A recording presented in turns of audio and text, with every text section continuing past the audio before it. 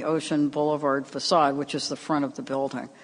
And there are some details left inside, which are various wooden panels of, I guess they're rare exotic woods.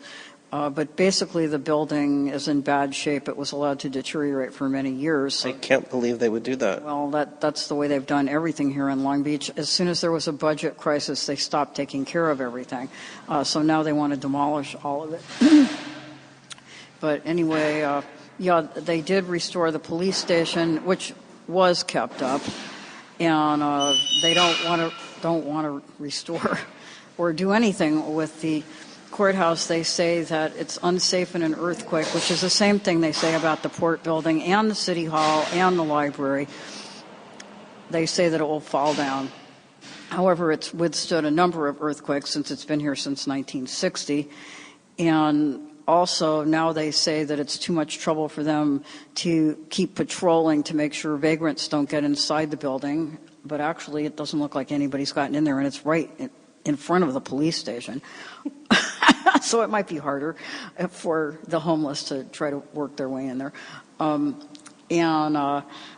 Also, they are saying that they don't want to spend the money to keep the building intact. So they want to do demolition by implosion. Those are the exact words. Demolition by implosion, meaning like dynamite the place and it's going to fall down, and they're going to do this in, they said, 48 hours in their DEIR, which is a environmental impact report. So we have responded to it, but this building is in dire need of protection. The Port Building, they don't have a schedule for the Port Building demolition yet, but this is going to come down really soon unless something really good happens. Okay, perfect. You did it. Because we're standing in the lobby of the Sovereign, and we're also standing next to Brain Kaiser, not wanting to... Doctor, please. The honorary. Because you've just given this wonderful interview about this important structure, and I'm looking at this beautiful fireplace. Brian, would you just quickly mind telling us about the fireplace in the lobby of the Sovereign on Ocean across from the courthouse and some interesting news that's come up about it recently? Yes, again, we're here at the Sovereign, or what was the Sovereign Hotel in Long Beach, and there's a wonderful, beautiful, very large fireplace here in the lobby, which emphasizes peacocks and twining vines coming up out of a planter, and a beautiful coat of arms in the center, which has the name Sovereign on it. And this is a tile which actually in some respects is reminiscent. In certain ways, you would say it's reminiscent of Bad Shelter, but it's not Bad Shelter. It is glazed. It's a very, very soft, very muted glaze. You'd almost think it's in Gobe from a distance, but it's not. And a friend of mine, just in the last 2 years, has discovered a pottery that was unknown to those of us who do this for many, many years. That's called the Hamilton tile pottery of Culver City, which was owned by a mother and 2 daughters, and I was with us, last name was Hamilton, and he came to find out who they were because of pottery that they made late in the late 20s and early 30s. And what happened was, in the earlier 20s, they were manufacturing tile, but they grew into making more pottery, and they became known for that, so they stopped making tile. And because of that, it was a very small company. It didn't produce tile, for very long. And he discovered he found a pot that said, it'll come to me in a second. They had a funny mark that was a combination of all 3 of the ladies' names. It was like Maviva, don't quote me, but something like Maviva was part of each one of their names, Vera and something, So he finds a pot that says Maviva, and then somebody sells him a tile that has the same mark on it, and he goes, "Wait a minute! They didn't just make pottery; they made tile." And he figures this out. So this is a custom fireplace, beautiful custom fireplace, made by them, and also the same architect and the same construction company built the Artaban, which is a little bit down the road here. And the Artaban has a very beautiful custom fireplace in that lobby, which tells the story of Artaban, who's the 4th wise man who got there too late to see the baby Jesus. et cetera, et cetera. So once again, it had to be a custom job because it tells a very unique story. So only within the last 2 years could we even identify this pottery or know that these people existed, and already here in Long Beach, within a few minutes of each other, are two very fine custom examples of their work, one at the Sovereign and one at the Audubon. You heard it here, folks. Thank you so much, Dr. Kaiser. Thank you, Dr. Shave. My name is Claudia Heller, and I'm here on Route 66 in Duarte, California, right where the Trails restaurant used to stand. And you're listening to You Can't Eat the Sunshine.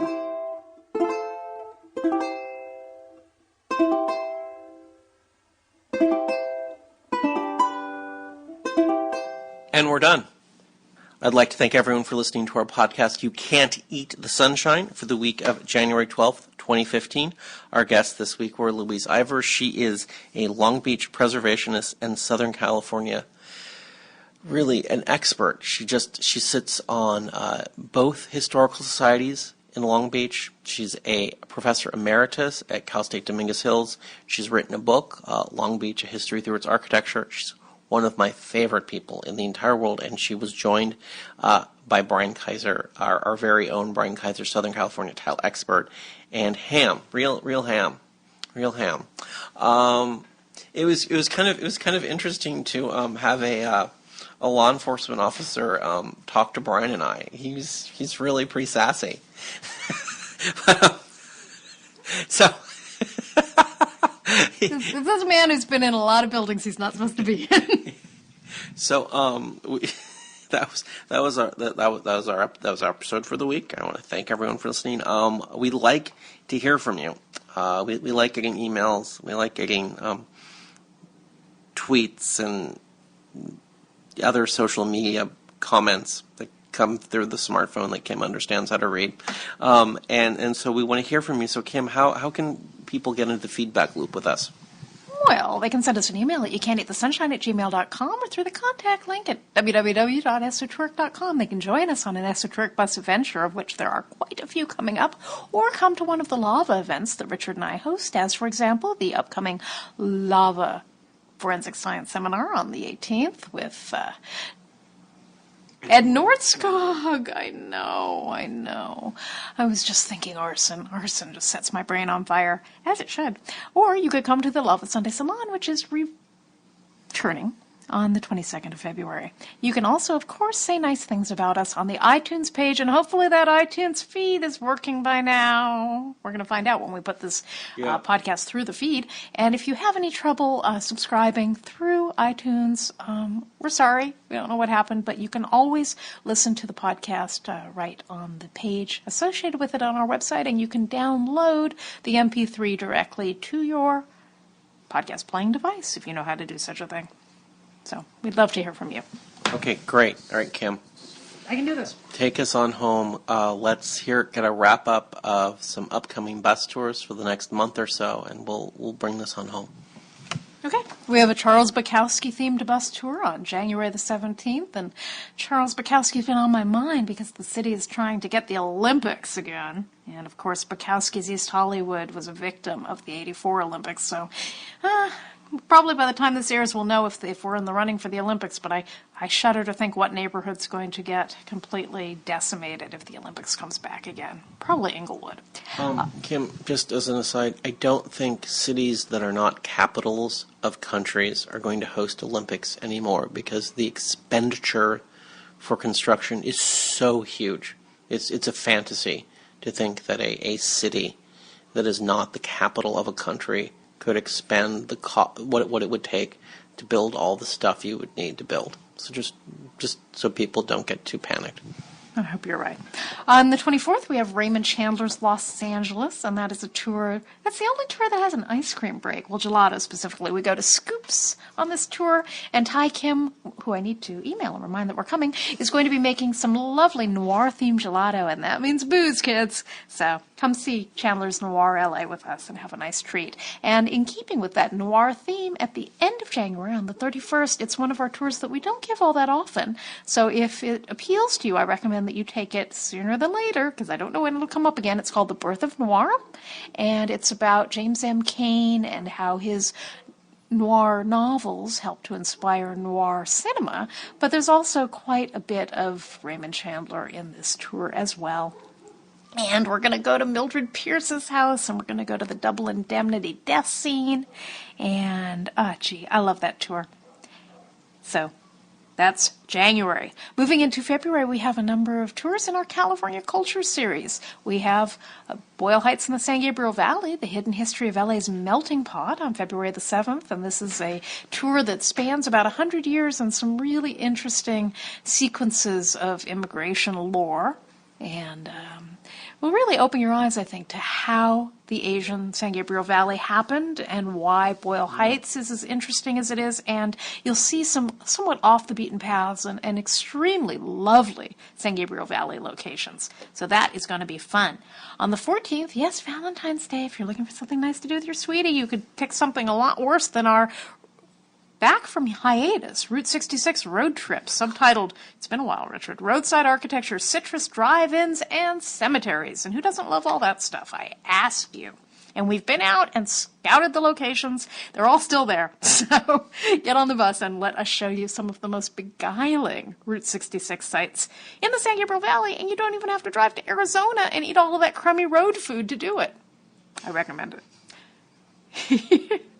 The 21st of February is the lowdown on downtown. If you're living downtown and you're like, I love it here, but I am so confused. I'm hearing such a lot of BS from the developers, and I don't understand when the downtown news prints something if it's true, and there's a lot of urban legends, and how did this place get like this, and why did nobody live here for 100 years practically? Well, this is a tour that kind of answers those questions and contextualizes downtown and explores things like the CRA and the loss of Bunker Hill and how the Arts District happened. And it isn't what you think. So it's a pretty interesting tour. No one else would give a tour like this. I don't think. So that brings us up to the last weekend in February. Wild Wild West Side is another one of our revived crime tours, back on the calendar after a number of years off. It is a tour about, well, I wrote it, so I can be honest. It's about my childhood. It's about the west side of LA, which has things that really appeal to me. Insane cults, drug-addled killers, completely deranged child abusers, and, of course, some really, really beautiful locations. So, yeah, it speaks to me. That's a fun tour.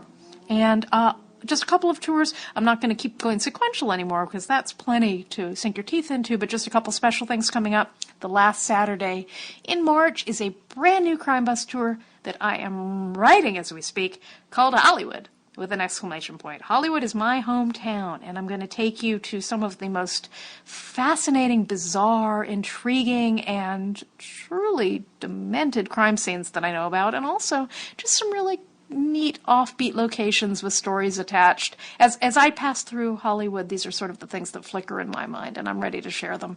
So Hollywood, March the 28th, and then coming up in May, our once-a-year Tom Waits Bus Adventure, hosted by David Smay. And please, if you're a Tom Waits fan, put it on your calendar. Sign up now. Tell your friends. It's a little different than what we usually do. We don't do a lot of music-themed tours, but we do this every year. It's always a delight. And we pass through some really interesting parts of the town and bring back into memory a time of great musical creativity for Tom Waits. We'd love to see you there. Kim, thank you for bringing us home. So this is it. I want to thank everyone for listening. I want to ask you to continue to listen, and I want to remind you, you can't eat the sunshine. You can't eat the sunshine, but you can make a beeline for the best of the coastline. La la la la. Skid Row, Solano Canyon, the Doria, and Pico Union, the long-lost neighborhood called Hermina between